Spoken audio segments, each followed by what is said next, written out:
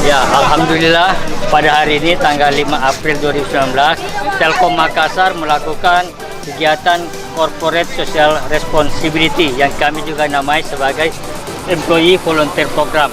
Kegiatan ini bertujuan adalah bagaimana menciptakan lingkungan yang bersih sehingga masyarakat merasa nyaman dan menjadikan merupakan sumbangsi Telkom terhadap lingkungan. Yang mudah-mudahan kegiatan ini bermanfaat bagi kita semua dan Telkom Indonesia makin dicintai oleh masyarakat. Terima kasih.